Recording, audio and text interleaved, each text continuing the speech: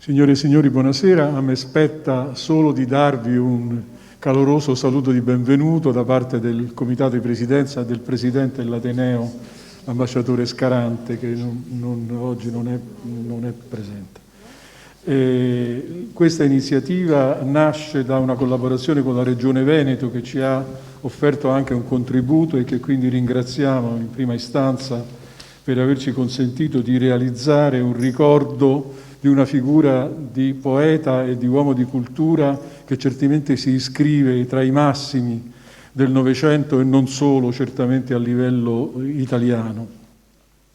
E quindi per l'Ateneo una grande gioia poter contribuire a ricordare questa figura, grazie anche alla collaborazione del personale di segreteria, che certamente ha dato un contributo di sostegno notevole, e soprattutto dei soci qui presenti che hanno dato il loro contributo per animare questo programma, che vedrete è molto vario. Quindi a loro in particolare va un sentito grazie. A tutti auguro di trascorrere in compagnia di un grande Veneto questo pomeriggio. A loro spetta il compito di farcelo avvicinare in qualche modo, di farcelo ritrovare con questa presenza ancora viva in tutti i nostri cuori. Grazie ancora.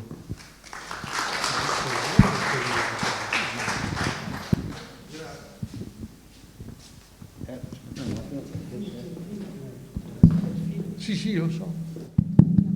Ecco. Grazie per questa presentazione. E a mia volta una brevissima presentazione dell'intervista documentario di Giovanna Pastega che andiamo adesso a proiettare.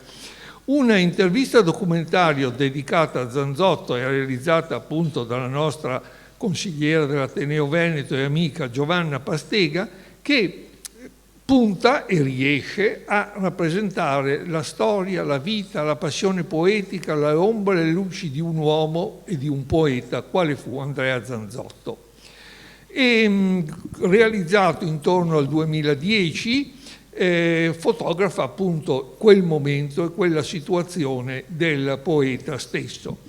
Realizzato poi a Pieve di Soligo, che è la casa, come ben sapete, era la casa di Zanzotto, e su Soligo poi faremo anche qualche considerazione proprio relativa ad Andrea negli interventi successivi. Allora, siamo sostanzialmente a un anno dalla morte del grande letterato. Il documentario è già stato presentato e conosciuto perché è stato presentato alla 31esima edizione dell'Asola Film Festival, sempre sotto la direzione di Giovanna Pastega. È depositato, e questo è molto bello, nelle biblioteche del circuito mediatecale del media della regione, trasmesso anche da un'antenna televisiva come Antenna 3 Nord-Est e così via. A sua volta il documentario fa parte di una serie di documentari analoghi che sotto il titolo di Ritratti Veneti ha appunto di volta in volta intervistato tutta una serie di personaggi, fortunatamente la buon parte vivente, ecco, che hanno caratterizzato fortemente il secondo Novecento e i primi decenni, 2 decenni di questo nostro secolo. Così ce n'è uno a Cacciari, ce n'è uno a Pierre Cardin, ce n'è uno a Raed Canzian, uno a Marina Salomon, Fulvio Reuter e così via. Il fatto poi che questi siano stati realizzati con la spinta, la collaborazione della Regione Veneto è un ulteriore elemento positivo, perché proprio per questo intervento della Regione Veneto ne sono state fatte molte copie di tutti, depositati nelle principali biblioteche venete e quindi costituiscono un patrimonio sempre a disposizione, sempre attuale nel momento in cui si voglia affrontare uno di questi personaggi o si voglia costruire circolarmente la storia della cultura veneta in questo periodo. Cultura veneta che vuol dire poesia, letteratura, ma vuole anche dire cinema, fotografia, arte, canto, insomma tutto il mondo culturale. Quindi passiamo immediatamente alla visione e poi faremo la nostra conversazione. Grazie.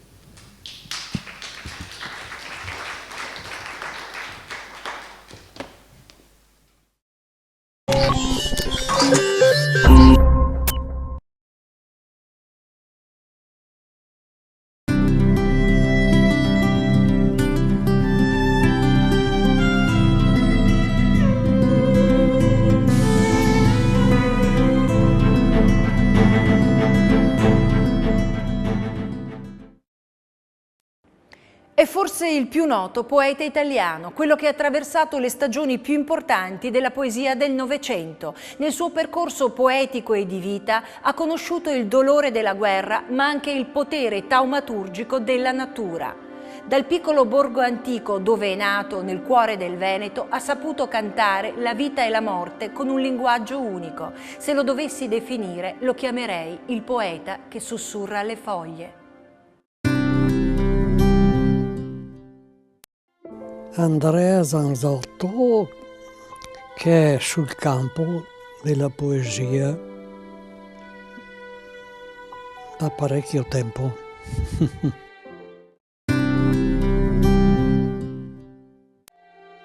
Lei è considerato il più grande poeta italiano. Cosa significa oggi essere un poeta?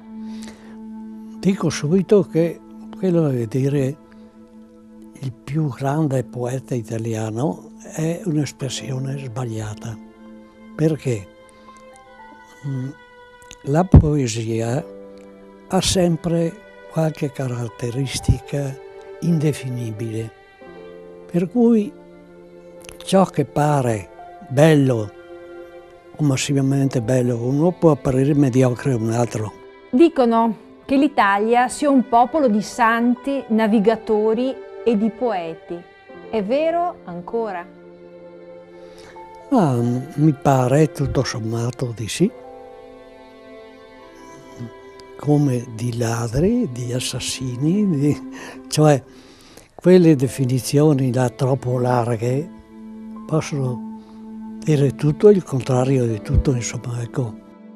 Il suo lavoro letterario sembra racchiudere in sé le più importanti riflessioni sull'esperienza poetica formulate nel Novecento e ha aperto la strada anche a un modo nuovo di fare poesia nell'Italia contemporanea. Ma di essere proprio io quello che ha aperto un nuovo modo non mi sembra, ecco. Nel senso che ognuno quando scrive non pensa a dire adesso scrivo un modo nuovo che gli altri non conoscono e divento l'alfiere con la bandiera in mano. Uno scrive solo perché ha una spinta profonda dell'animo. Ecco, la poesia è la rivelazione più profonda che si faccia dell'animo umano. Chiedono, implorano i poeti, li nutre Lazzaro alla sua mensa, come cigni biancheggiano.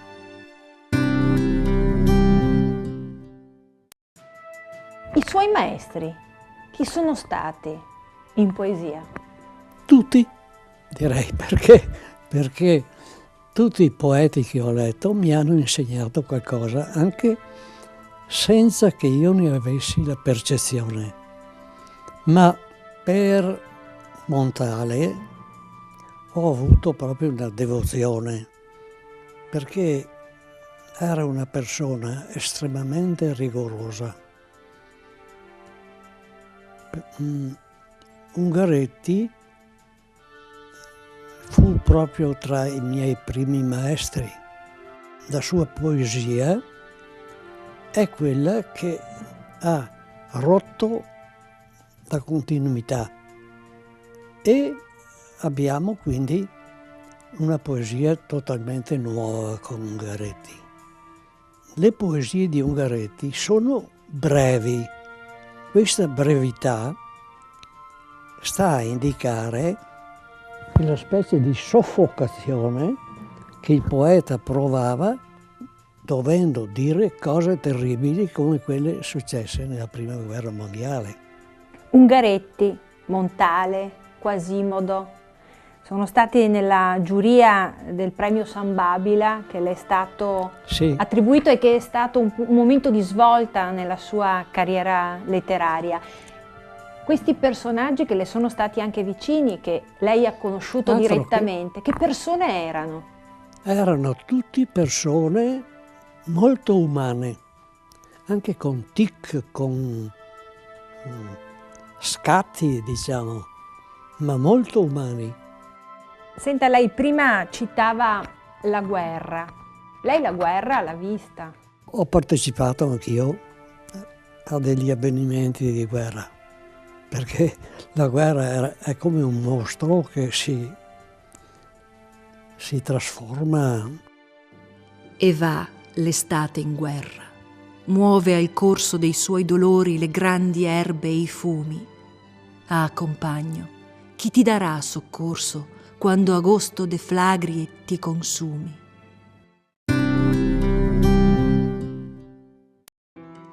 A guerra finita, la sua vita è ricominciata da dove era iniziata da bambino, da Pieve di Soligo. Proprio.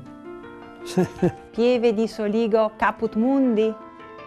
Per me sì, in un certo senso, perché c'era quel piccolo mondo molto religioso, la Calsanta. Io abitavo nella Calsanta, che era una calle che portava dalla chiesa al cimitero. Sono rimasto proprio come legato all'infanzia, molto. E l'impossibilità di abbandonare la terra dell'infanzia mi ha quasi obbligato a star qua a Pieve, insomma. Leggeri ormai sono i sogni, da tutti amato e con essi io sto nel mio paese. Mi sento goloso di zucchero. Che cosa ha Pieve di Soligo da attrarla tanto e aver fatto il punto di riferimento della sua vita? Ma forse una forma di pessimismo.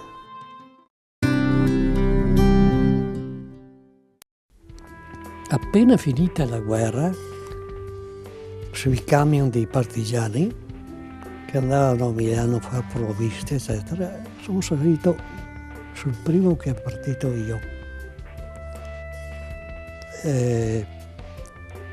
Sono stato così fortunato da poter conoscere il poeta Alfonso Gatto.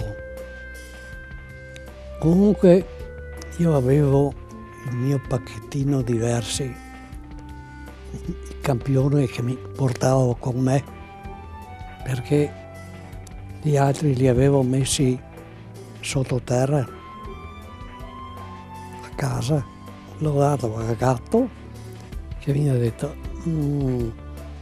guarda, aspetta stasera e ti saprò dire. E invece ha cominciato a leggerli e non si è più staccato. E ha detto, tu sei fatto per continuare a scrivere versi. Ecco. E perché nascondeva i versi sottoterra a casa? Perché incendiavano le case nelle rappresaglie. I tedeschi incendiavano le case e distruggevano. Io ho scritto anche un racconto, 1944, Fire, intitolato. 1944, Fire. Ha voluto che fosse scritto così, il contadino vecchio, sulla facciata della casa ricostruita dopo la guerra. Che fosse fermato l'urlo com'era uscito dalla gola dell'incendiario. Fire! In quel giorno, mentre già le fiamme avvolgevano le case vicine e le donne venivano spinte fuori a calci.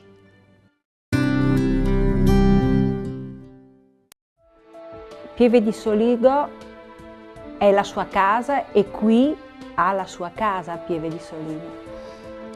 Sì, non so se è talmente cambiato il passato rispetto al presente che io in questa casa non mi sento neanche, perché sono più attaccato a quella che c'era in Cassante, che abitavo da bambino, la sala dove la gente veniva fuori alla sera d'estate e facevano filò, si raccontavano storie. Comunque filò l'ho scritto su commissione, sospinto da Fellini, che aveva letto mie poesie, perché io gli avevo mandato in omaggio e mi aveva risposto, aveva apprezzato anche lui, e mi ha incaricato allora di scrivere per il suo Casanova dei versi in dialetto veneto. E lo vero che scriverte, parlar vecchio, le massan sforz, le un mal anca per mi, co faccior par revers, par straolt, far andar fora le corde della man. Lei ha collaborato con Fellini a lungo, per il Casanova, ma anche per La città delle donne, per Sì. E la nave va, per Sì. molti film. Sì, per 3-4 film, anzi anche più tardi, perché mi telefonava ogni tanto per chiedere una specie di consiglio sul titolo da dare Ma come l'ha conosciuto Fellini? a Venezia.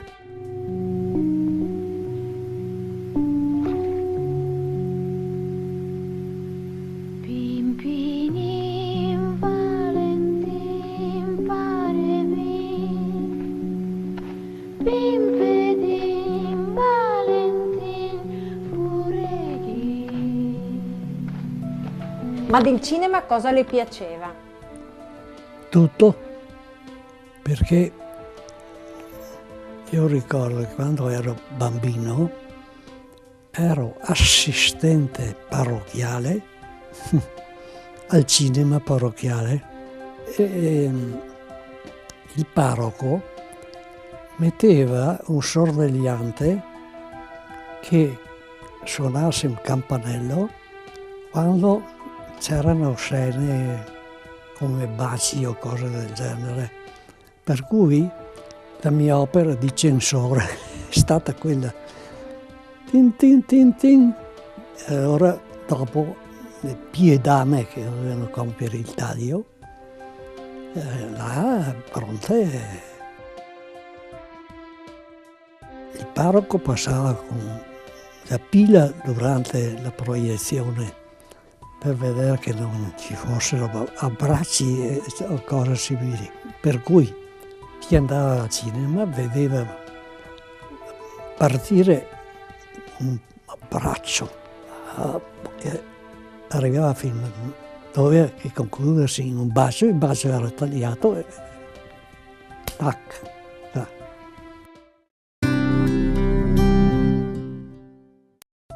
È soddisfatto del suo ultimo libro? Abbastanza. Io non dico sono soddisfatto, mai, ma di meglio in questo tempo non potevo fare. Quasi sempre i miei libri di poesia sono campionari, cioè hanno diversissime forme diverse. Penso per esempio al Galateo in bosco.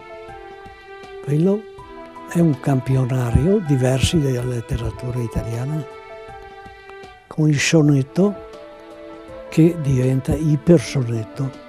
Sono attaccato molto al Galateo in bosco perché era la questione della guerra, non della seconda, ma della prima.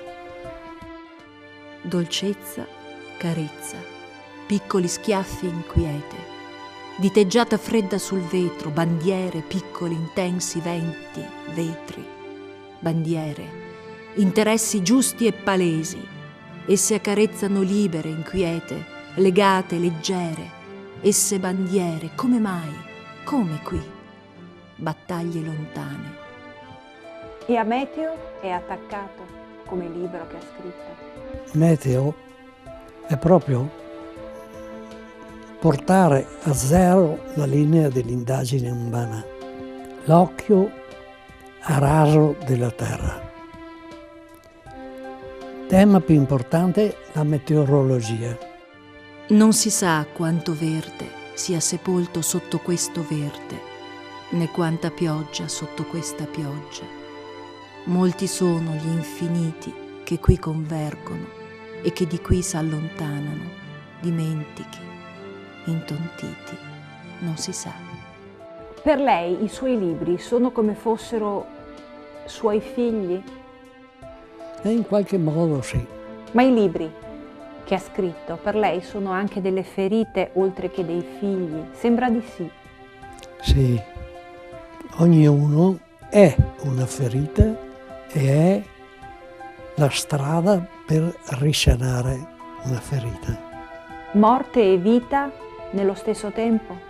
Secondo il detto biblico, mors et vita, duello conflixere mirando. Hanno sempre.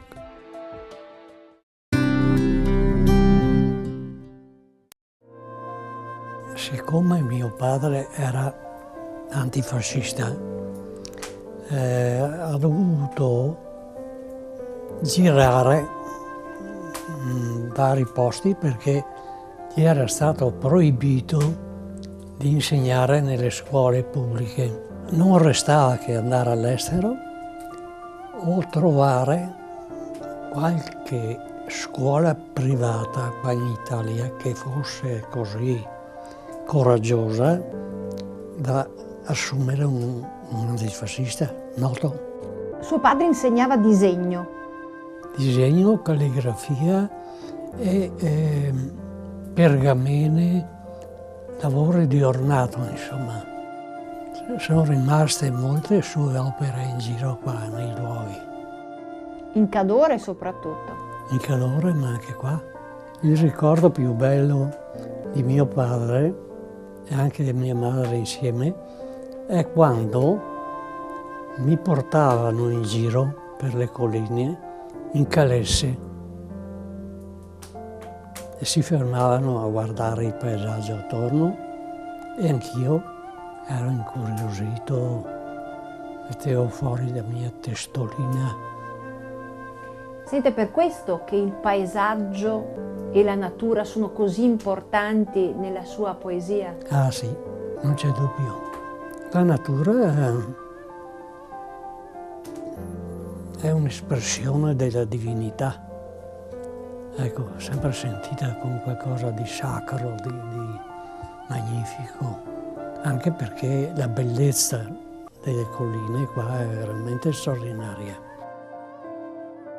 Lei ha avuto due grandi sostenitrici ed estimatrici già quando era giovane, ragazzo, sua nonna paterna e la zia Maria. Sì. Mi parla di loro? Sì, erano due bravissime persone e avevano anche, a differenza della mamma che era stata colpita dal lutto della morte di due sorelline mie, una certa capacità anche di allegria, di vitalità, così insomma.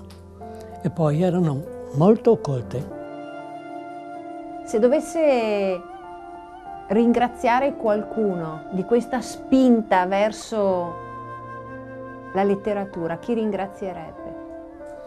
Ringrazierei prima di tutti proprio la nonna paterna, perché conosceva a memoria strofe di Tasso, di Ariosto, era proprio self-made, ecco. Lei ha attraversato molte stagioni nella sua vita. Una stagione molto difficile è stata quella della depressione, che tanti grandi artisti hanno attraversato. Che cos'è la depressione? Ma la depressione credo che sia collegata all'ipersensibilità di chi ha questa vocazione, diciamo, artistica. Perché io ho sofferto molto di depressione. Poi, per fortuna, ho incontrato degli psicanalisti che mi hanno insegnato anche ad autocontrollare questa depressione, che però ogni tanto sbuca come un cane ringhioso. Per me la depressione si è manifestata soprattutto come fobie, sono paure infondate. E la poesia è stata la cura? Certo che è contata molto anche la poesia. Resterò dunque a guardare un pezzo di ramo su uno specchio ghiacciato, io accosciato accanto ad una pozza ghiacciata. Ero qui e non attendevo, non ho mai atteso nulla, veramente. Che carattere le sarebbe piaciuto avere? Beh, a dire la verità, somigliare di più a mio padre, che era una persona forte. Che carattere ha Andrea Zanzotto? Non un carattere molto raccomandabile. Insomma, è un soggetto poco raccomandabile? Insomma, se devo sentire certi rosari di mia moglie, ma questo sia detto tra parentesi, se no... Sono dolori. E Zanzotto e le donne? Cioè il genere femminile? Com'è stato il suo rapporto con l'altra metà del cielo? È stato un rapporto molto inquieto, perché sognavo incontri meravigliosi che poi non si verificavano. Avremo lontananze capovolte, specchi che resero immagini rubate, fiori usciti da mura ad adorarti. Saremo un solo affanno, un solo oblio. Lei ha scritto anche storie per bambini. Ah sì, mi piaceva ogni tanto scrivere qualche raccontino per bambini, per esempio la storia dello zio Tonto, che in dialetto è il Barbazucon. Ma chi era lo zio Tonto poi? Lo zio Tonto è sempre quel qualche cosa di cattivo che può attraversarci la vita, ma che noi stuzzichiamo. Detto, fatto. La ragazza fila via, prende una scorciatoia attraverso il bosco e arriva dallo zio Tonto, che abitava solo in una casetta ed era vecchio, strambo e mago.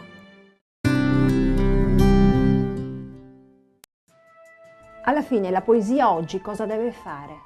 Che funzione deve avere? Beh, è bene che si interroghi sulla propria funzione, ma tipico della poesia è anche cercare sempre una nuova identità. Poeti si nasce, si diventa o ci si scopre cercando di esserlo? Si diventa e poi man mano che si produce lo sforzo di autorealizzazione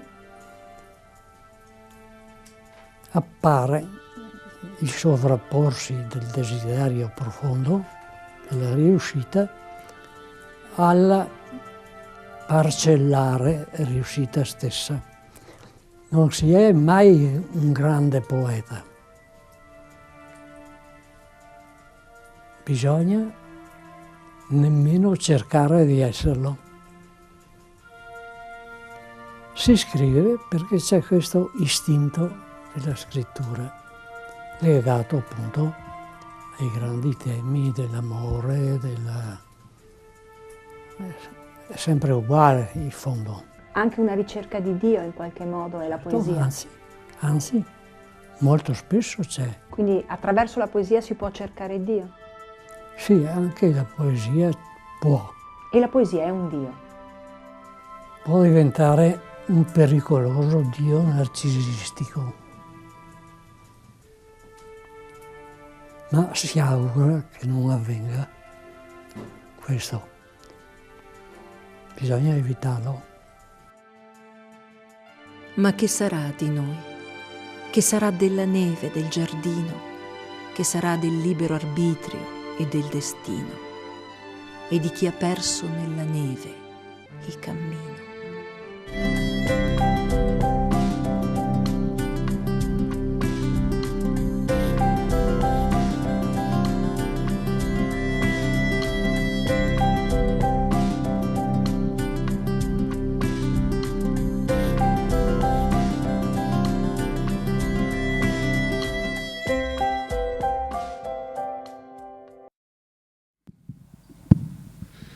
Ecco, credo che questo documentario sia veramente un pezzo molto bello e molto vero nel avvicinarsi al personaggio di Zanzotto e al suo mondo e alla sua poesia, compresa naturalmente quell'ironia e quella modestia che contraddistingue proprio Zanzotto nella sua attività poetica. E devo dire che qui siamo in un momento dello Zanzotto anziano che è di pochi anni successivo ad un momento per me particolarmente importante di frequentazione del poeta stesso, in occasione, diciamo così, del suo 85° compleanno. Non era la prima volta che io conoscevo e incontravo Zanzotto, c'erano stati molti anni prima, non è un caso che qui si parli del Casanova di Fellini,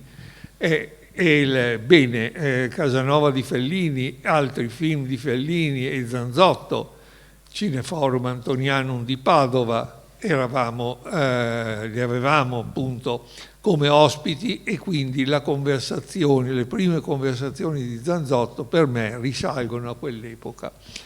Ma, ripeto, 15 anni fa noi ci trovammo di fronte ad un'occasione dell'85° compleanno e ad una serie di iniziative che ancora una volta promosse dalla Regione Veneto portò a frequentare Casa Zanzotto.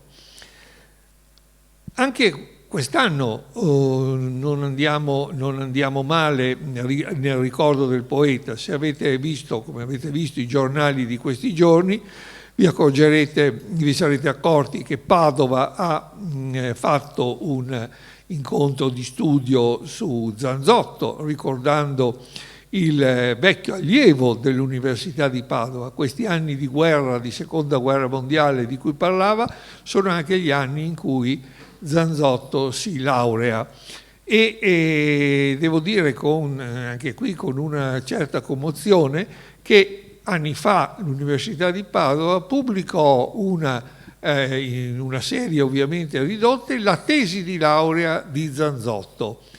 Veramente sembra un'anastatica, ce l'ho, è una tesi su Grazia Deledda, molto bella, dove naturalmente si intravede già nel giovane che scrive una capacità notevolissima di scrittura e di immersione nell'argomento. E addirittura poi la coppia fotografata aveva appunto poi delle note a margine di qualche correzione anche dei relatori della tesi, ecco, intendiamoci. Bene, allora Padova l'ha ricordato, altri momenti si stanno succedendo, Dante Alighieri e così via, e per quello che riguarda specificamente l'Ateneo Veneto non andrà dimenticato che anche in altre occasioni qui abbiamo parlato e si è avuta la possibilità di incrociare Zanzotto. Ecco, se credevo di avere un tavolo per appoggiare i fogli, scusate, se li recupero, ci sono appunto due occasioni. Ecco, per esempio l'ascolto di addio ad Andrea Zanzotto, eravamo nel 2011, anche qui Insognarse e Rajonar, ecco, era l'argomento.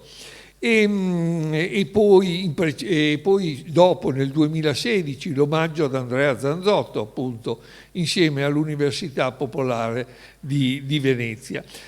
Mi preme poi sottolineare come sempre ci sia questo intervento dell'ente pubblico che non sempre succede e che nel caso specifico rappresenta da una parte un riconoscimento del personaggio come espressione di un intero momento, di un'intera civiltà particolare, e dall'altra, devo dire lodevolmente, prende atto delle realtà intellettuali, culturali più forti del proprio territorio.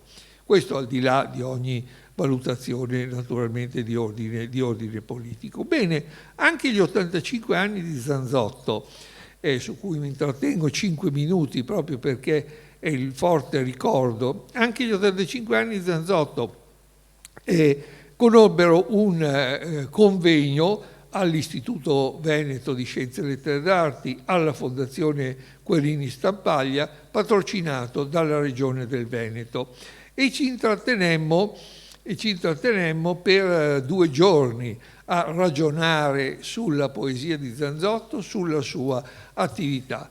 Il risultato è poi questo volume che all'epoca curai e al quale fu dato il titolo non tanto di Atti in celebrazione di Zanzotto, ma un titolo ben preciso che recita Andrea Zanzotto tra Soligo e Laguna di Venezia.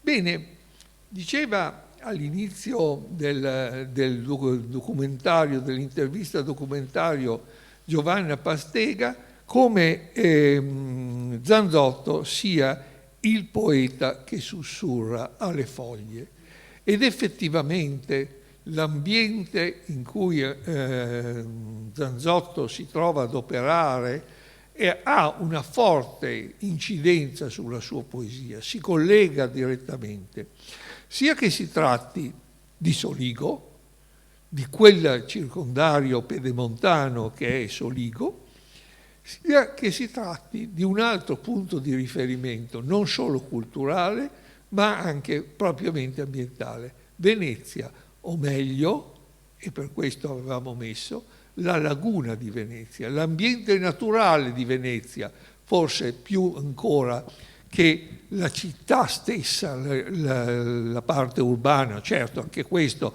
ha influenza sulla poesia di Zanzotto, ma l'ambiente naturale della laguna, questo discendere dalla montagna al mare o viceversa, dal mare a risalire, e questa immersione nella natura è certamente uno dei caratteri determinanti della sua poesia.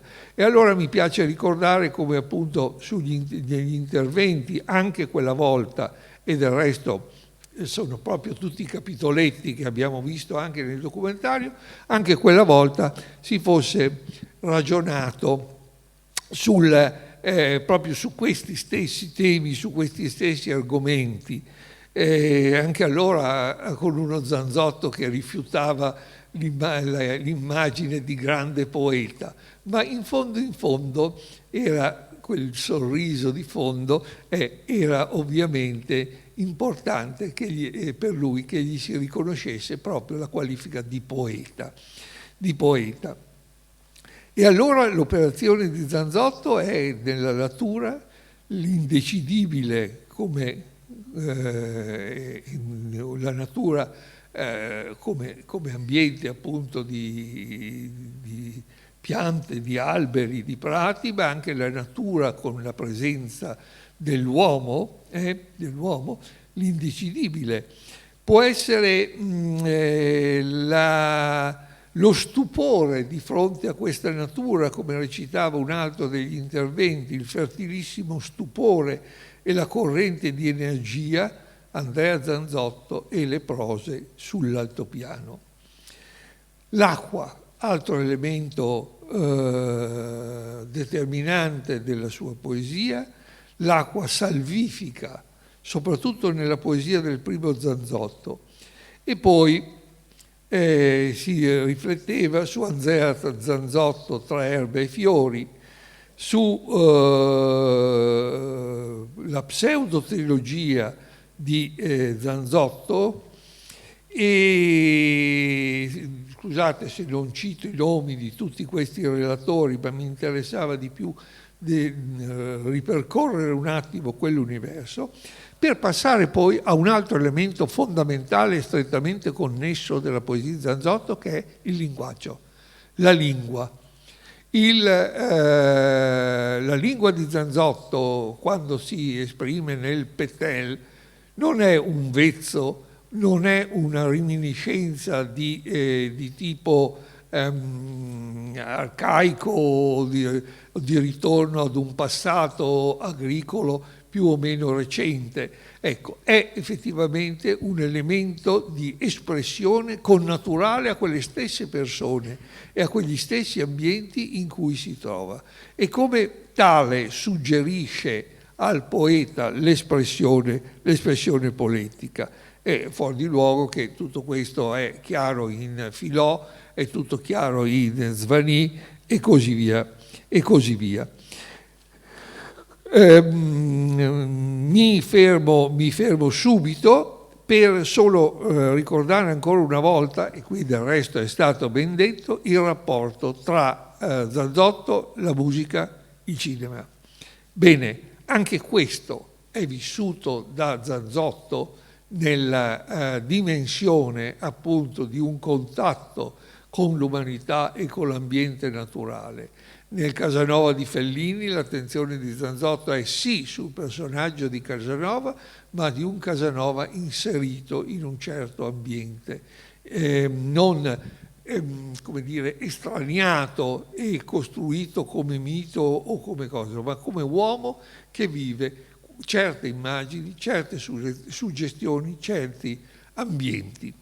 E così pure la musica nel sottofondo della poesia di Zanzotto è certamente un altro elemento che non manca. È un'altra voce di quell'umanità in cui Zanzotto, apparentemente così riservato, apparentemente così distaccato, in realtà vive fino in fondo cercando una ragione di vita, di esistenza, che è la sua stessa ragione di vita e di esistenza. Il discorso finale sulla depressione e sulla cura della depressione la dice chiara e netta. Grazie.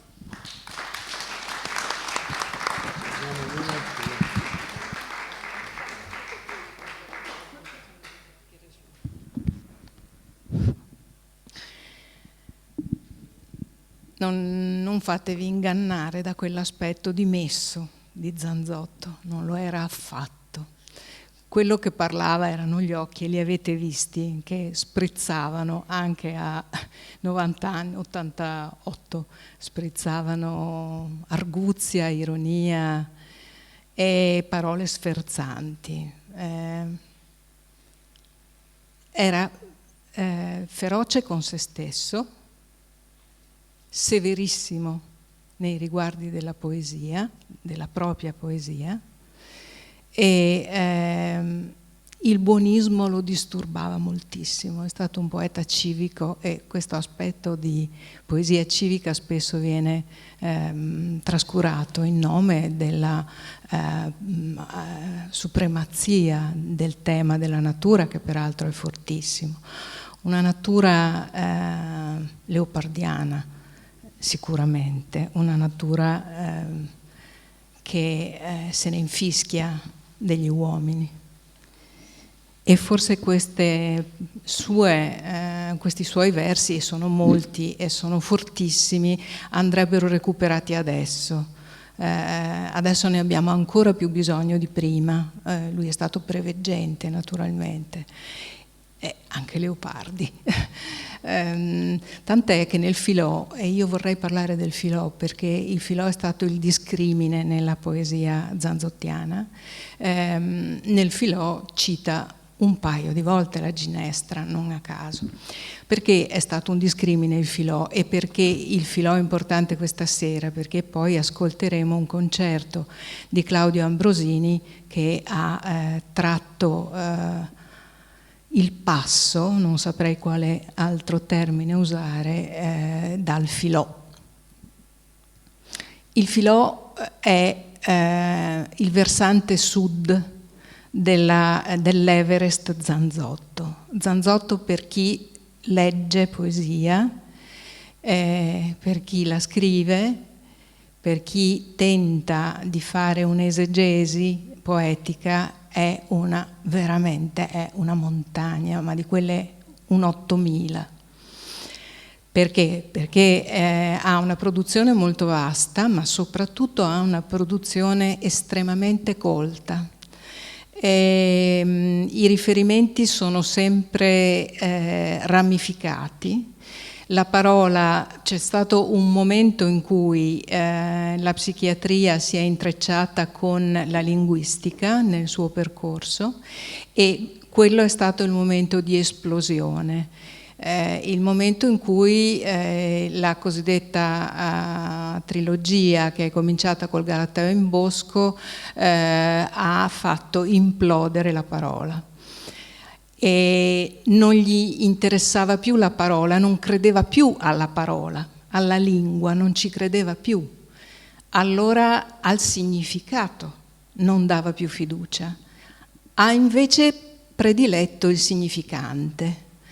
Cioè diciamo la forma della parola, e i significanti sono molti e si trasformano, ed è stato quello il periodo in cui la poesia di Andrea Zanzotto è diventata abissale e altissima e quasi inarrivabile, con talmente tante implicazioni nel testo, talmente tanto ramificata da rendere il lettore incapace di seguirlo e spesso purtroppo abbandonando la poesia di Zanzotto. Io non so se tra voi c'è qualche lettore di poesia e della poesia di Zanzotto. Non è facile Zanzotto. Zanzotto è stato deificato nel primo periodo della sua vita, no. Dietro il paesaggio, che è stata la sua opera prima, non è stato così apprezzato, anche perché era il periodo della poesia, diciamo, rivoluzionaria, per così dire, della poesia non poesia, e lui invece aveva dei canoni molto classici. Poi ha cominciato a staccarsi e ha preso una strada sua, ha fatto una strada assolutamente singolare e non ha fatto scuola Zanzotto. Assolutamente non ha fatto scuola. Ci sono dei poeti che hanno tentato o sono stati plagiati, per così dire, dalla poesia di Zanzotto, ma poi si sono redenti, perché è impossibile essere un altro Zanzotto, fare la scuola di Zanzotto, è impossibile. Comunque vorrei tornare a Filò, perché Filò è stato il discrimine, cioè è arrivato a una tale sfiducia nei riguardi della parola, a una tale devastazione della lingua e frammentazione, per cui quando il Fellini, che ha scritto una bellissima lettera pubblicata, lui Zanzotto l'ha voluta pubblicata nel suo libro del Filò, che ha lanciato questo sasso nella piccionaia in un'acqua già fremente di fermenti, ha detto c'è bisogno di fare un doppiaggio per il Casanova, scrivimi qualcosa, e questo qualcosa Fellini l'ha molto bene evidenziato in questo lato oscuro di Venezia. Tra l'altro questo è lo stesso lato oscuro che il grandissimo, straordinario scultore Anish Kapoor, che farà una mostra a breve, ha sottolineato ultimamente, cioè proprio questo aspetto della verità oscura, il mondo oscuro che sta a Venezia. Fece anche una battuta molto simpatica Kapoor, che non c'entra con Zanzotto, e disse sì, Firenze e Venezia sono le due città della bellezza eccetera, però perché non c'è stata morte a Firenze, c'è stata morte a Venezia, cioè questo aspetto oscuro del Casanova che Fellini aveva sottolineato e che ha provocato in Andrea Zanzotto una straordinaria reazione linguistica, cioè ha abbandonato l'italiano, quell'italiano dei significanti, quell'italiano frammentario, diasporato, perseguitato, a singhiozzo. I suoi testi di quella trilogia sono fittissimi come uno spartito di Claudio Ambrosini, sono fittissimi di segni diacronici, disegnini, segni misteriosi, che per lui sono stati il segno della tonalità di quei versi. Bene, ha abbandonato tutto questo per abbracciare invece un dialetto che non era il suo, cioè il suo primo approccio allo scrivere un dialetto che è inscrivibile secondo la sua teoria è stato con il veneziano, quel veneziano del recitativo veneziano, Ave Nusia, Avene, già vi ricordate, quelle meravigliose sestine. Ne leggo una a caso, in questo veneziano ricostruito. Oci de bissa, de bassissa, testa de fogo che il giasso impissa, nute preghemo, sbrega su fora, nute imploremo, tutto te implora, mostri tesora, vien su, tiremo tutti insieme, ti e nu. Ah, Venezia, ah, Venusia. Questa è la prima parte del Filò. Ce ne sono molte di queste meravigliose, di questi meravigliosi recitativi di un coro di veneziani che cercavano, vi ricordate il film, di tirar su questa enorme testa di donna che era Venezia, sprofondata nella melma del canale. Poi, dopo questa parte, specificatamente per questa emersione, questa lunghissima scena, c'è un altro passaggio che è il recitativo londinese, come si chiama?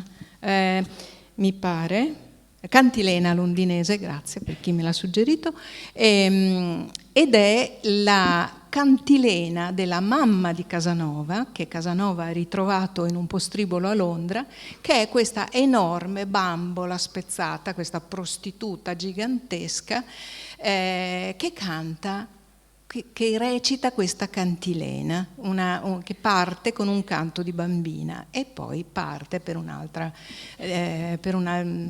dimensione. Infine la terza parte, che è quella che ci interessa di più. Perché ci interessa di più? Perché è quella che Giuliano Scabbia ha definito il De Rerum, scusate, ho un attimo di vuoto, lo ritrovo, il De Vulgari Eloquenzia del Novecento, perché in questo Filò, in questa seconda parte del Filò, il nostro Zanzotto imbraccia il dialetto di Pieve di Soligo e scrive dei versi che sono strepitosi per il senso, la forza, la bellezza, la musicalità e il ritmo, che sono sempre più prioritari, ma di questo credo che ci dirà Claudio Ambrosini, ma soprattutto perché sono versi femminili, sono nati da una trimurti femminile che ha provocato questo fiume di versi meravigliosi dedicati di fatto alla parola, al dialetto, alla sua parola nativa. Questa parola che viene da nessun logo, come ha scritto lui, e che sgorga come il latte materno, monta come il latte materno. Questa è proprio una sua definizione. Stavo cercando un'altra delle sue definizioni ecco, dice, questo dialetto lingua è slavina fora, come una slavina, slavinà fora di impeto, è montato come il latte. E questa parte più interessante che ha ispirato Claudio Ambrosini esordisce proprio con «Vecio parlar che tu ha in tel saor un scip de lat della Eva», cioè un goccio del latte di Eva, proprio perché il parallelo con il latte, la montata del latte equivale a questa montata di lingua, montata di un dialetto che è costituzionale, mi verrebbe da dire. Avrei moltissime cose da dire sul Filò, ma la cosa credo più importante è questa trimurti femminile. È nato dalla morte della madre, quindi da una necessità di scrivere di questo lutto senza scriverne, dalla terra che si è spezzata, è il 76 settembre, dopo il terremoto nel Friuli, e parla anche di questo, e dalla lingua che si è spezzata. Quindi queste tre madri, la madre reale, la madre terra e la madre lingua, che si uniscono in una necessaria poesia, necessaria per lui, non per noi lo è diventato dopo, per lui, e usa questa sua lingua che non aveva mai usato prima. Aveva scritto in dialetto, ma sporadicamente e non con questa intenzione. Il dialetto per lui è lo strumento ctonio per pescare nel pozzo profondo della sua psiche e del suo lutto, e del lutto collettivo, perché il lutto collettivo era quello dei morti subito di là di una montagna, quindi i morti del Friuli. Per cui questo meraviglioso Filò, che io davvero vi inviterei a leggere, purtroppo non c'è il tempo per leggerlo, ma poi scorrerà il testo, una parte del testo, da cui Claudio Ambrosini ha tratto ispirazione, e continua a dire non ha musicato, ha tratto ispirazione, perché non si può musicare una poesia. Si può darle un altro ritmo, si può darle una suggestione musicale, ma in particolare il Filò e in particolare la poesia di Zanzotto, anche la più assolutamente incomprensibile, se fate la fatica di leggerla a voce alta, vi ritornerà come ritmo e suono. Anche se il significato lo perdete, anche se il senso lo perdete, il ritmo e il suono tornerà a galla sempre e sicuramente vi prenderà. Quindi fate questo gesto di fiducia nei riguardi della poesia di Zanzotto. Ecco, dicevo, un peccato che scorrano solo i versi da cui hai tratto, però sarebbe da leggere in dialetto, perché il versante sud di una montagna gigantesca. Claudio, vuoi raccontarci come hai fatto ad arrampicarti in questo suono e ritmo?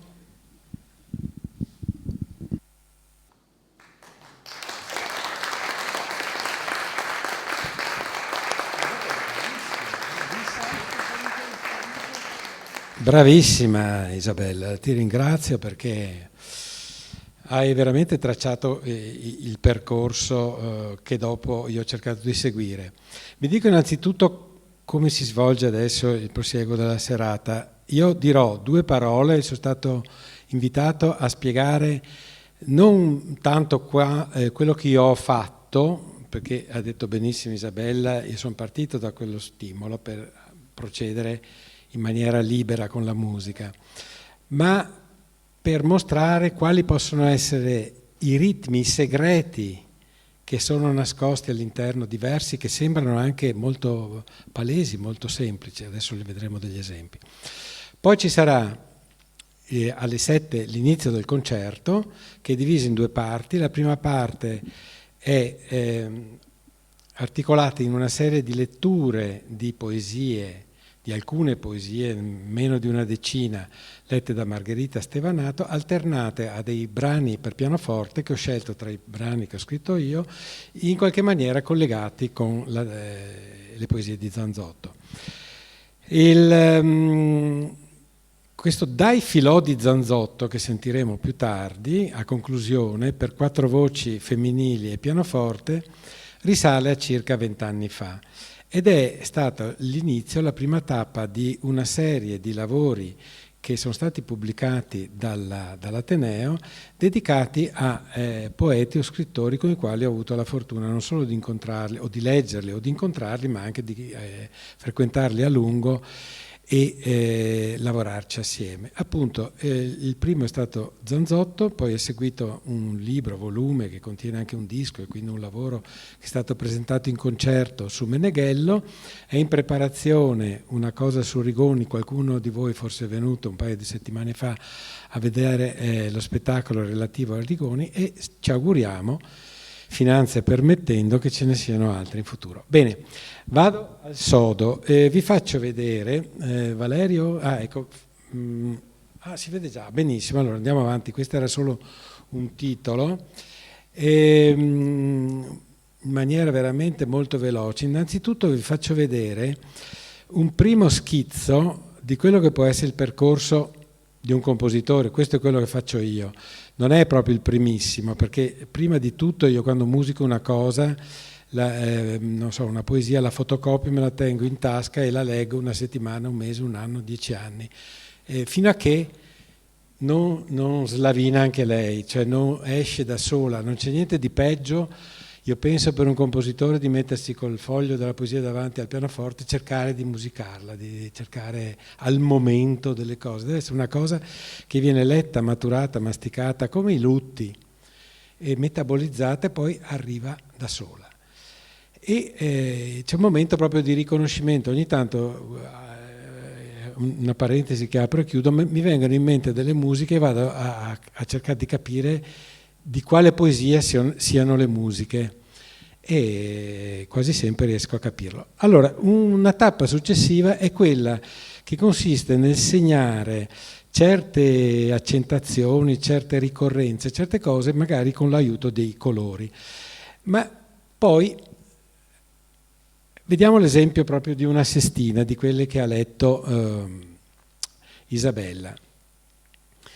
Questa è apparentemente una scrittura semplice, o come ti cressi, o luna dei busi fondi, o come ti nassi, caveggi blu e biondi, nu partì, ti par nu, la gran marina non te sera più, le gran barene de ti se in laga, vien su dragona d'argento maga.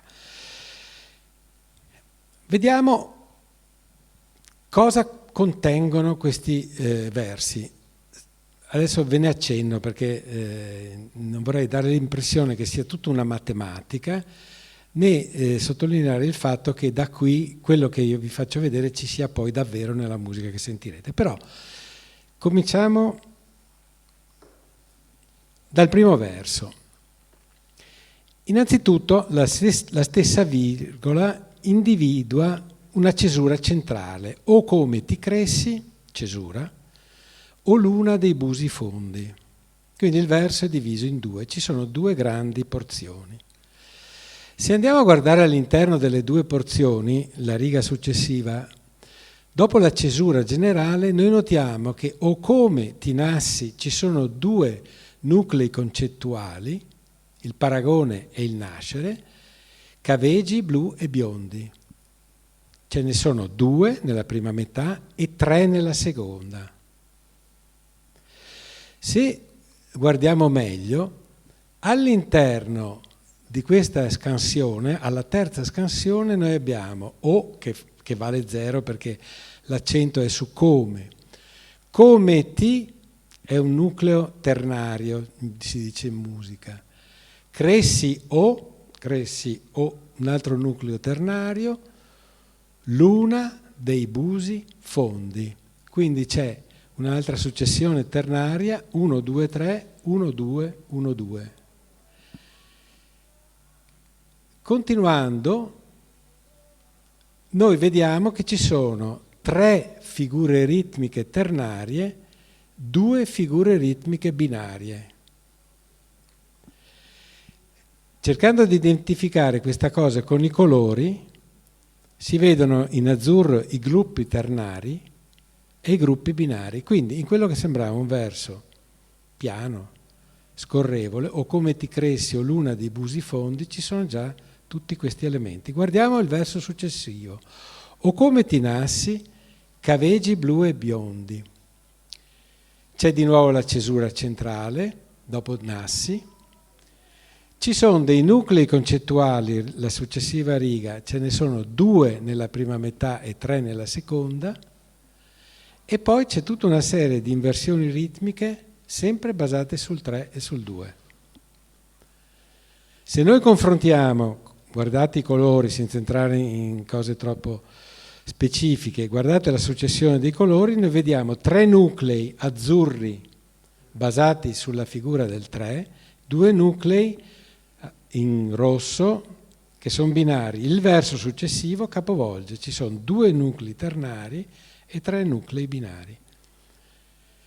Il successivo verso, nu par ti par nu, che è un verso palindromico, ha una cesura centrale, una struttura 1, 2, 3, 3, 2, 1. La successiva analisi 1, 2, 1, 2, 1, 2, 1. E così potremmo continuare. Io non continuo perché non voglio annoiarvi, ma quando poi passiamo invece alla parte in dialetto, che gli esce, come hai detto benissimo, bellissima quell'analisi dei tre lutti, questa parte in dialetto che nasce e scorre, vedete subito che la struttura ritmica, vecio parlar che tu ha intel to saor, non c'è più quella cadenza tan tan tan tan tan tan tan tan tan tan tan tan, ma vecio parlar che tu ha intel to saor.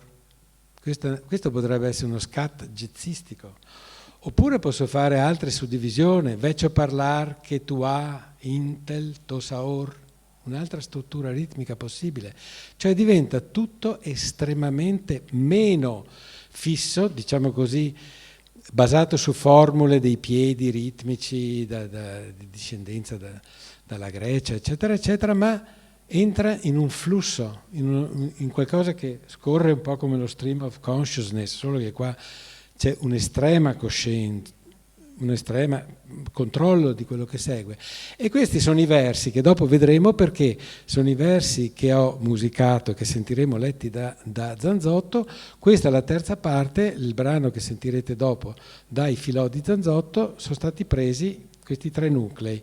Una sestina di quelle iniziali, la parte che riguarda il dialetto, il vecio parlar, e poi l'ora se slanguoris, cioè il finale, in cui Zanzotto trova una specie di sintesi che riunisce i fili dell'insoniarse e del raionar, che è un po' la chiave di tutto, cioè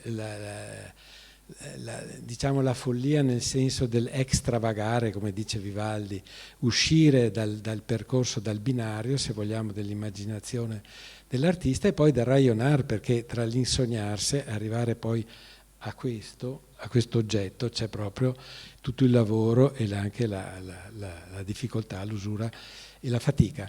Bene, noi dobbiamo stare nei tempi, quindi a proposito del rapporto appunto tra la lingua di Zanzotto con la lingua, le lingue e così via, volevo ricordare solo un altro episodio che testimonia proprio questa sua attenzione. Siamo in occasione della inaugurazione del corso di perfezionamento in traduzione letteraria dall'inglese dell'Università di Ca' Foscari. E se avete guardato scorreva prima un libro, immagini di un libro in inglese. Siamo nel 1995. Bene, questo corso viene inaugurato con una prolusione di Andrea Zanzotto. Il Poeta, come dice la presentazione, come dice Rosella Mamoli Zorzi nella presentazione, aveva da qualche tempo iniziato una sua meditazione sulla traduzione. Benissimo. Allora, che titolo dà Zanzotto a questa sua prolusione, proprio esattamente in sintonia con quello che si diceva adesso sulle lingue?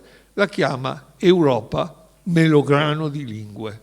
Melograno di lingue, ed è proprio un melograno, un'unione della natura con l'idea delle lingue e così via. Ecco, era solo un minimo aneddoto.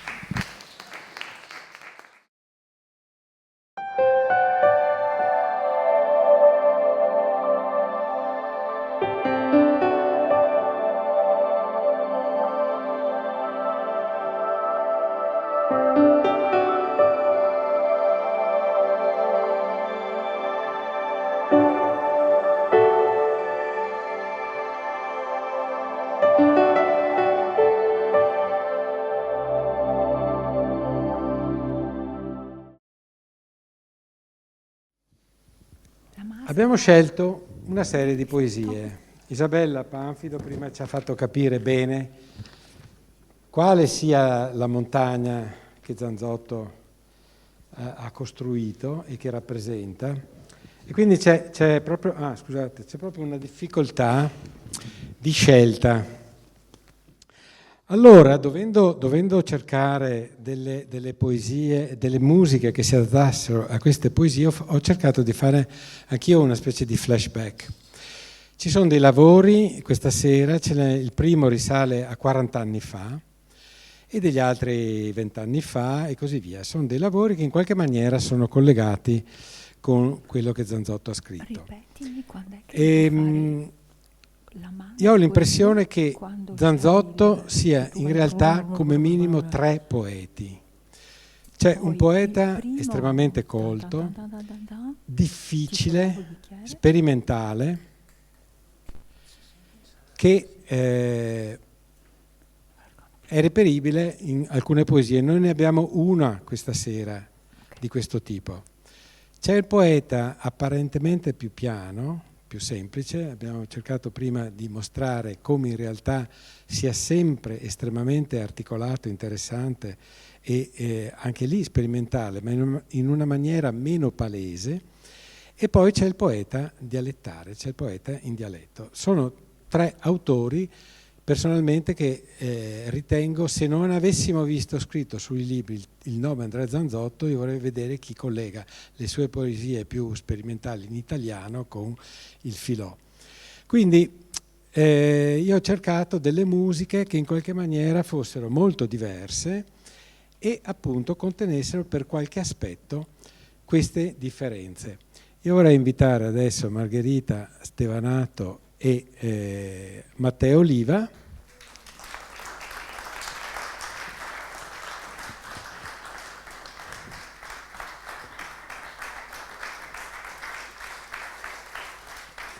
Che ormai conoscete. Margherita ha letto l'altro giorno un tipo di testo completamente diverso a quello di Rigoni e Matteo era al pianoforte. Cominciamo dal primo pezzo. La prima poesia che sentirete dopo si chiama Il mio paese e quindi ho scelto questo brano che si chiama Ballo italiano, un brano che ho scritto nel 1981 e che ascolterò con voi. Questa prima parte del concerto è quasi una sorta di filò, noi chiacchiereremo, parleremo, suoneremo, sentiremo leggere e potrebbe essere un tipo di suono che si riferisce a un ballo, quindi qualcosa di semplice, italiano, quindi qualcosa forse di antico, di popolare, in cui però ho cercato di mettere anche lì la ricerca, la sperimentazione.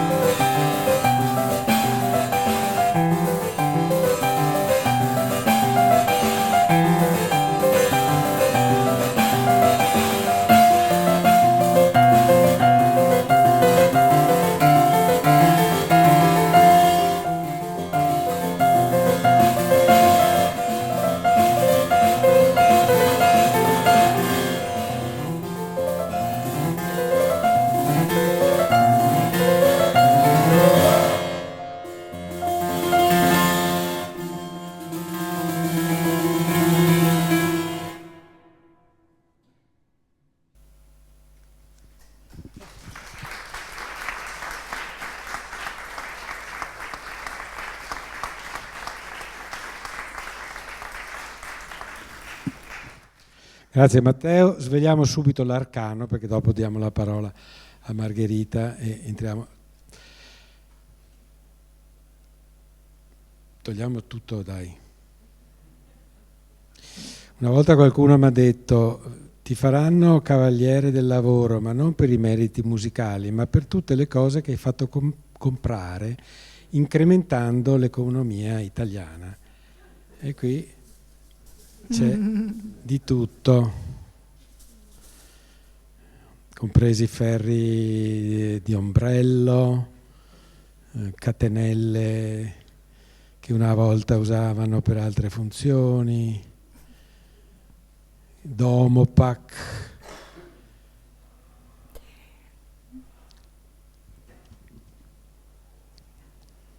Da fare con cura perché non bisogna assolutamente danneggiare questa cosa meravigliosa che è il pianoforte. Sì. Senza entrare in questioni pianistiche, c'era molta ricerca sulla tecnica pianistica, perché le mani usavano quello che si chiama il rapporto di ottava, quindi stavano ferme con due limiti, il pollice e il mignolo, e all'interno di questi limiti fissati cercavano sempre combinazioni diverse per usare dei ritmi che sono molto usati nei balli tradizionali, nei balli popolari. Finito? Benissimo. Adesso Margherita ci legge Il mio paese.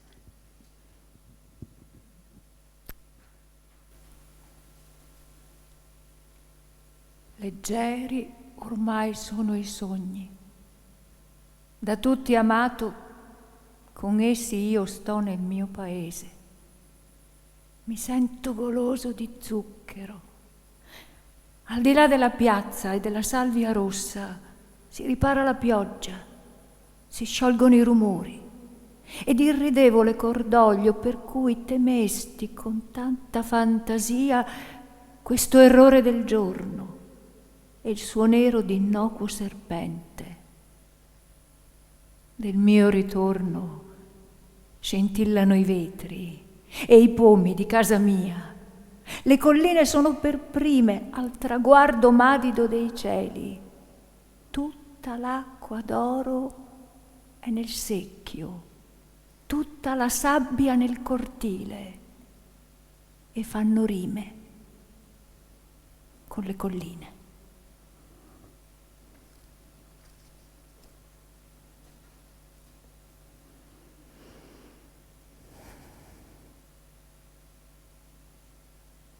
Tra colli di polline celeste, sotto i recinti dei continenti, pigri venti di estremi colori si moltiplicano in rami. La notte ha aperto la sua gola, pesante di cerchi, di piaghe, di mannaie, sulle feritoie delle pietre.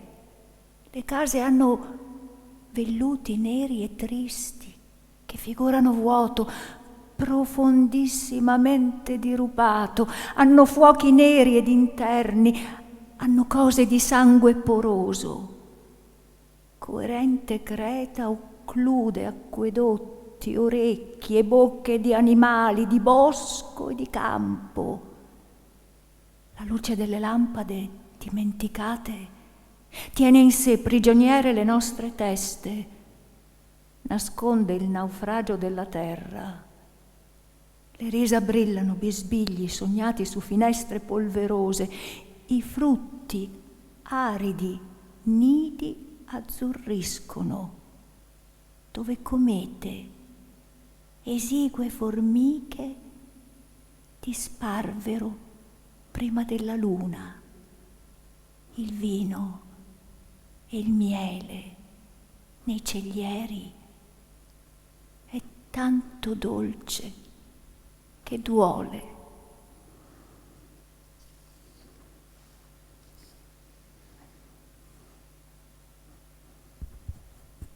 «13 settembre 1959, variante. Luna, puella pallidula, luna flora eremitica, luna unica selenita, distonia, vita traviata, atonia, vita evitata, mataia, matta, morula, vampirisma, paralisi, glabro, latte, polarizzato, zucchero, peste innocente, patrona inclemente, protovergine, alfa privativo, degravitante sughero, pomo e potenza della polvere, fiala e coscienza delle tenebre, geyser, fase, cariocinesi, luna, neve, nevissima, novissima, luna, glacies, glacei, luna medulla, cordis mei, vertigine, persecanti e tangenti fugitiva, la mole della mia fatica già da me sgombri, la mia sostanza sgombri, a me cresci, a me vieni, a te vengo.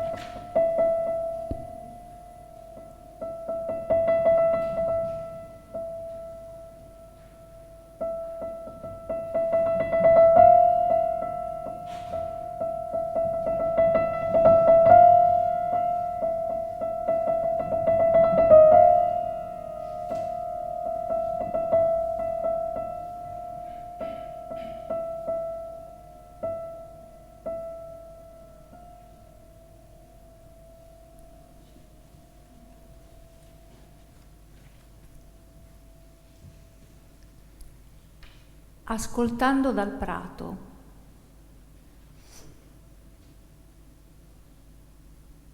Insiste il dito annichilito sul tasto in una nota sempre sbagliata, eppure disumanamente giusta, al di là di ogni esempio azzeccata. Una nota fino a che sangue è il dito e poi si azzoppa in uno sbagliato movimento di trillo, al di là di ogni esempio, tuttavia riazzeccato. Un'infinita, irraggiante da tutto offerta arriva su quella nota, su quel dito innervosito, anzi da tempo annichilito, che vuol farsene carico, dar credito a un possibile universale spartito, riversare da un nastro registrato a un altro non meno mitico strumento, un indirizzo o un'unica dichiarazione di mittente come becco di picchio insistito. È quel dito che batte l'offerta sulla unica da nulla che nulla alletta e che, scavando per sempre in quel tasto e sbagliandolo sempre, nella deserta realtà che peraltro come mattina s'affina la sua ostinazione contro ogni perché, il suo per chi, perché non mai esauribile né esistibile, assesta. Indovina.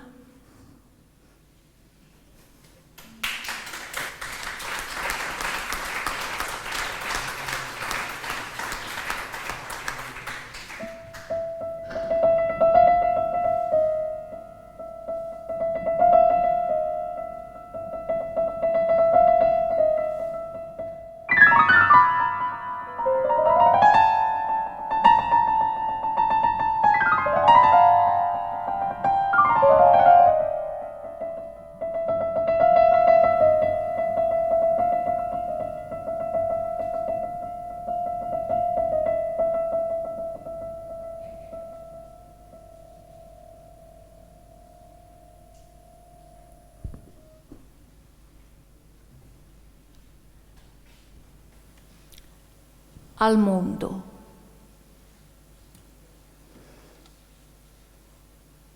Mondo, sì, è buono. Esisti buonamente, fa che, cerca di, tendi a, dimmi tutto. Ed ecco che io ribaltavo, eludevo, e ogni inclusione era fattiva, non meno che ogni esclusione. Su, bravo, esisti. Non accartocciarti in te stesso, in me stesso. Io pensavo che il mondo così concepito, con questo super cadere, super morire, il mondo così fatturato, fosse soltanto un io male sbozzolato, fossi io indigesto, male fantasticamente, male fantasticato, mal pagato, e non tu, bello, non tu, santo e santificato, un po' più in là, da lato, fa di, ex, de, ob, eccetera, sistere. E oltre tutte le preposizioni, note e ignote, abbi qualche chance, fa buonamente un po', il congegno abbia gioco. Su, bello, su, Münchhausen.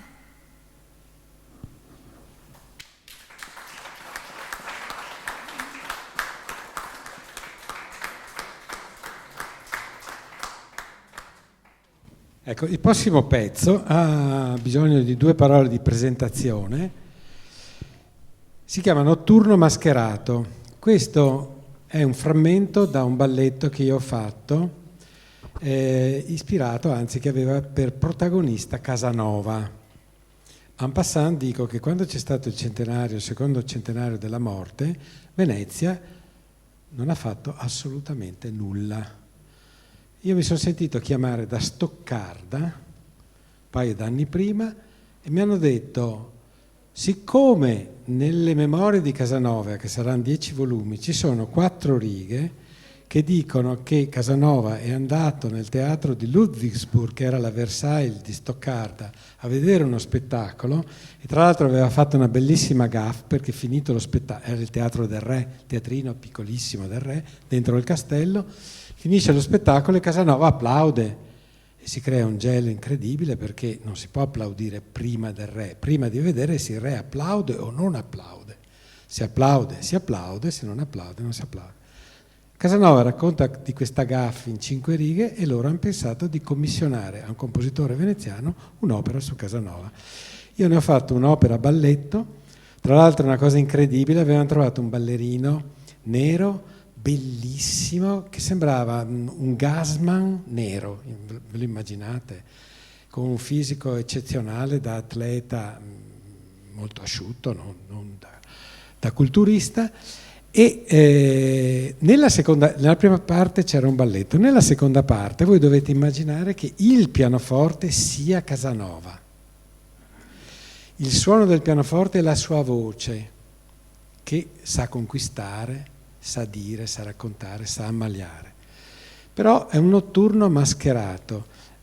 C'erano 3 cantanti, in questo caso c'è una cantante che andava da lui, attratta dal suo eloquio, lui le dice delle cose e poi, è veneziano, ha la mascherina di carnevale, a un certo punto se la toglie e lì esce un altro tipo di seduttore, non più così gentile e suadente.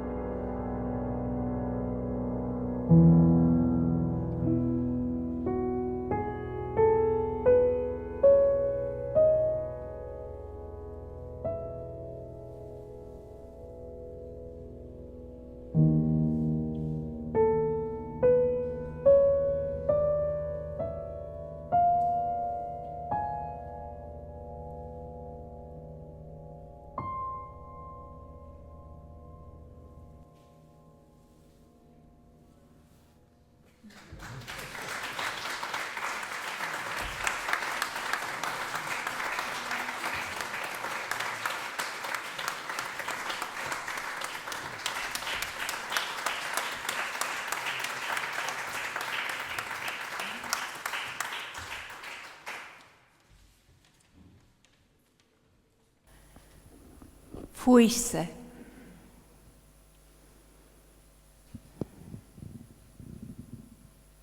Di porta in porta si grida all'amore, nella dolce devastazione, e il sole limpido sta chino su un'altra pagina del vento.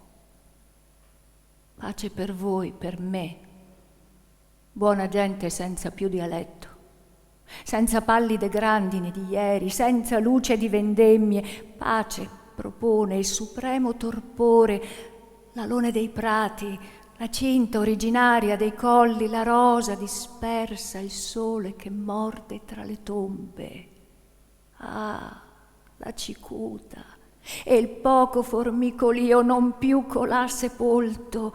Ah, l'acqua troppo tenue che mi cola oltre la gola e gli occhi, al di là si invischia in tiepidi miseri specchi su cui l'ortica insuperbisce ed ha soltanto nei modi obsoleti di umili Virgili, di pastori castamente avvizziti nei libri, nella conscia terrena polvere, ripeto io, versato nel 2000, risuona il colloquio in eterno sventato, dovunque io passi, ovunque l'aria mai sfebbrata mi sospinga, la selva m'accompagni e impari la vicenda non umana del mio fuisse umano. Futura età, urto di pietra, sulfureo sangue che escludi, che intellegibili fai questi fiori e gridi ed amori.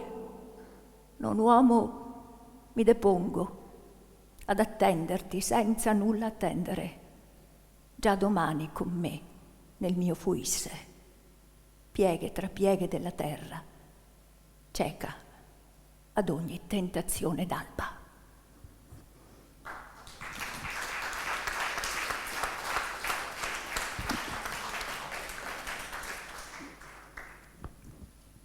Ecco, e concludiamo la parte musicale con questo Anche di notte profuma il gelsomino, che è un haiku musicale. L'ho scelto perché scrivere una poesia è anche lavorare sulla dimensione della miniatura, parola per parola, sillaba per sillaba, e l'haiku ne è forse la rappresentazione più immediata. Il titolo viene da una bellissima frase che ha scritto Maria Grazia Teardo, ripensando a Giorgio Teardo, che era un importante pittore veneziano, ormai mancato da abbastanza anni, e che ho avuto in mente quando scrivevo questo pezzo.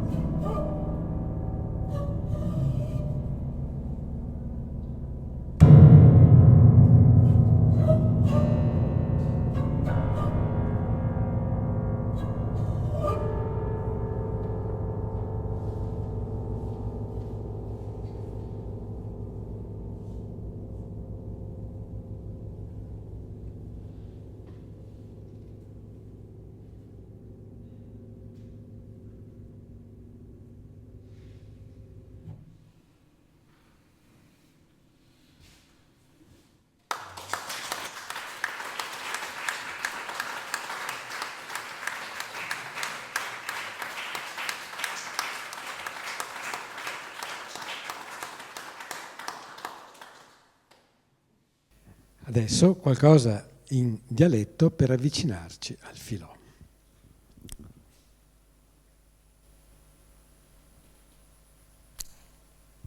La Teresa, che la che fea psicoterapia le altre vecete.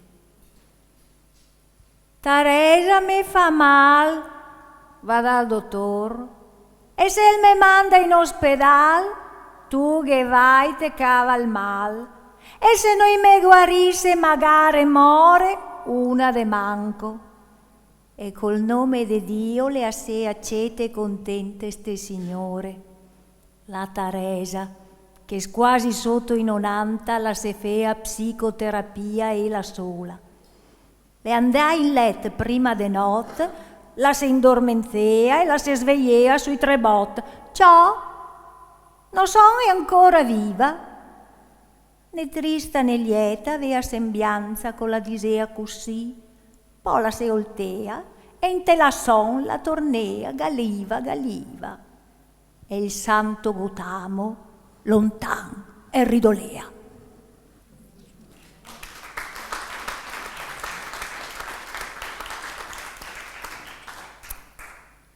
Femmine che le fila. Filar col corlo e fus, inti di bassi e curti che i mori infilò. Filar par tante ore che non le vien pagate niente, perché le femmine, se sa, non conta niente. Cane volane lin, tele grosse e tele infin, par tutta la denze del commel. Ore nostre, che non le val niente, co fa le ciacole a filò.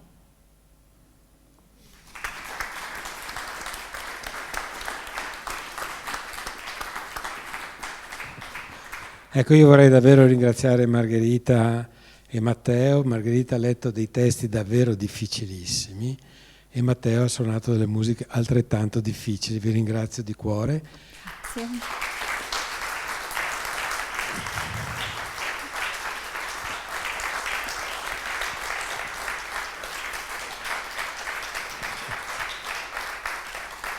E adesso Dai filò di Zanzotto.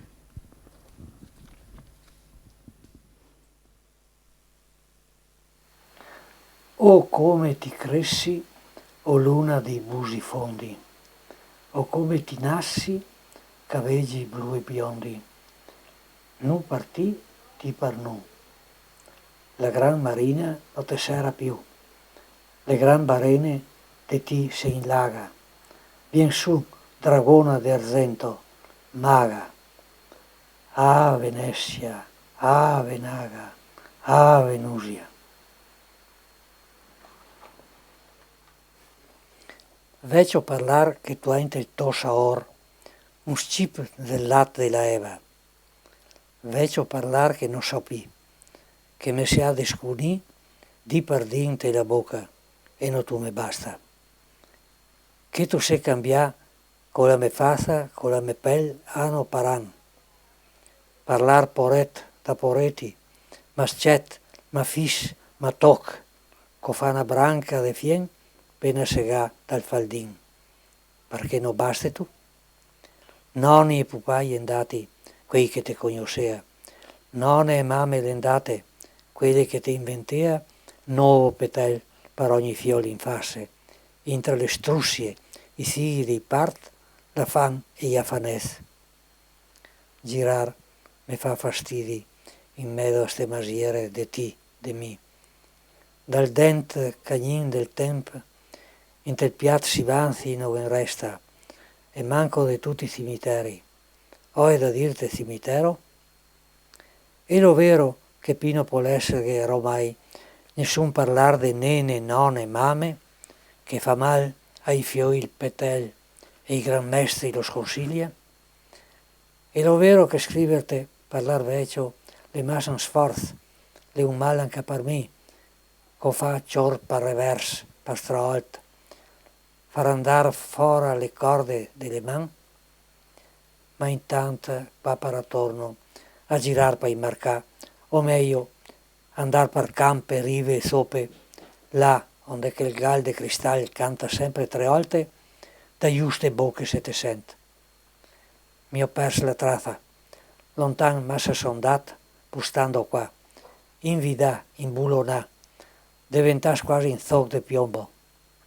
E la poesia non è nessuna lingua, in nessun luogo, forse, o l'è il busnar del fuoco che fa screcolar tutte le fonde in la gran laguna, in la gran lacuna, è il pien e il vodo della testa terra che tas, ostigna e usma un paspi in là di quel che mai si potrà dirse far nostro.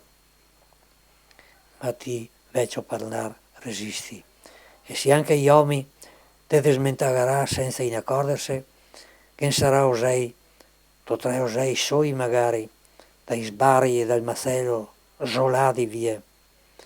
Doman sull'ultima rama là in cao de fiese e pra, osei che ti ha imparata tanto, te parlerà in tel sol, in te l'ombria. L'ora se slangborisse in te tendre del scaldin. Le ore de desciorse, de assare al calduz, al coat, ma da ste poche bronze d'Equador, dai fià dei filò d'Equador, sì, fi, dell'insoniarsi raionar tra loro se filarà, lassù, là paratorno del ventar delle stelle, se impizarà i nostri mili parlar e pensar novi, inten parlar che sarà un per tutti, fondo come un bazar, vert sul chiaro, sul scur, davanti la maniera impiantata in tel scur, col sottai chiaro, pena guà da sempre.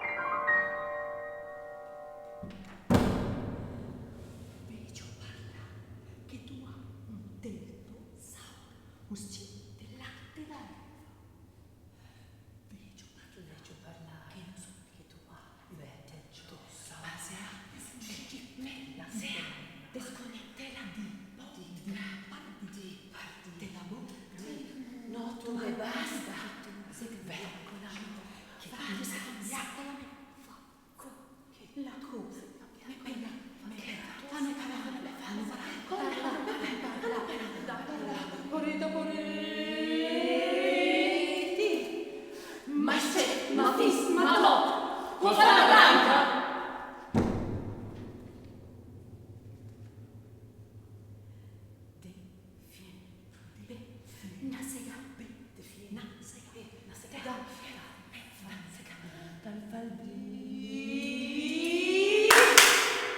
Perché lo basta tu? Nonni, gli andati, quelli che te conoscevano. Nonni, e mamma, gli andati, quelli che te inventevano. Nuovo pretende, ogni fiore, passa e mi fila le sue insieme.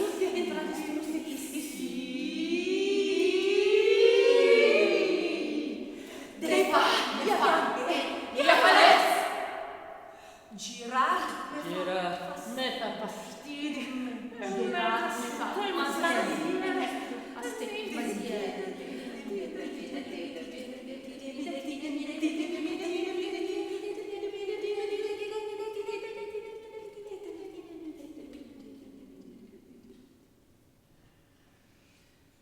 dal dent cagnin del tempo in del piazzi vanzino che ne resta e manco le tutte i cimiteri una triste cimitero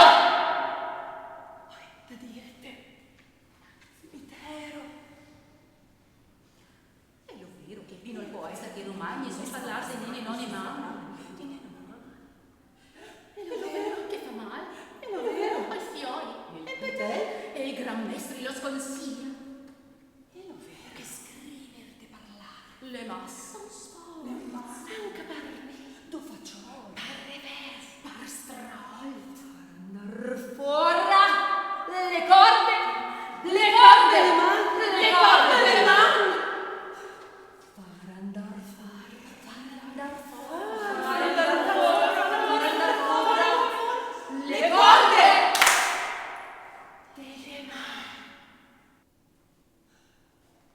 Ma intanto qua para turno a girare ai mancati. O meglio, n'andar mancati.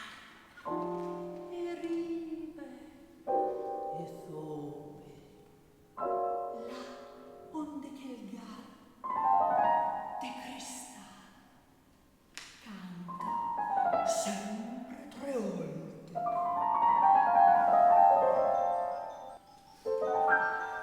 Io sei bocca che si sente.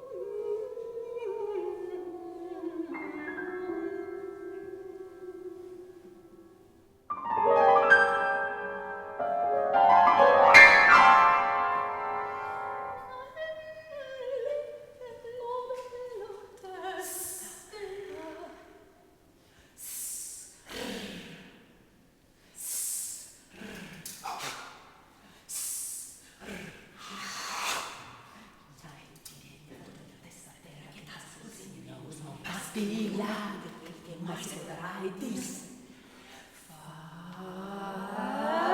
nostro. Ma Dio fece parlare.